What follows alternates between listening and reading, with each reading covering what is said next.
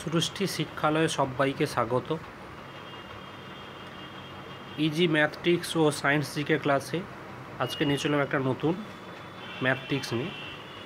2 প্রকার লবণ H:7 অনুপাতে মিশ্রিত করে দেখা গেল প্রতি কিগ্রা মিশ্রিত লবণের মূল্য 10 টাকা।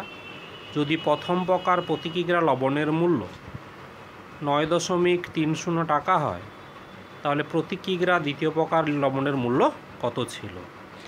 চলো তাহলে প্রথম প্রকার লবণ ও দ্বিতীয় প্রকার লবণ আর মিশ্রিত লবণ, তাহলে ধরে নিলাম প্রথম প্রকার 8 কিগ্রা বা 8 একক লবণের সঙ্গে দ্বিতীয় প্রকার 7 কিগ্রা লবণ মেশানো হলো, তাহলে মিশ্রিত মোট লবণের পরিমাণ কত হবে?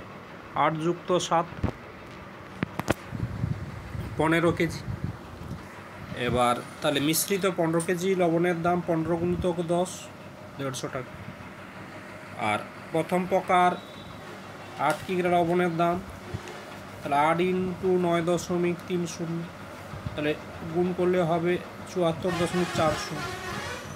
অর্থাৎ তাহলে দ্বিতীয় প্রকার 7 কেজি লবণের দাম, তাহলে 150 থেকে প্রথম প্রকার লবণের মূল্য বাদ, তাহলে 150 - 74.40, তাহলে সমান 75.60 টাকা। তাহলে 7 কেজির দাম 75.60, তাহলে 1 কেজির দাম ডিভাইডেড বাই 7 কত হবে? 10.80 টাকা।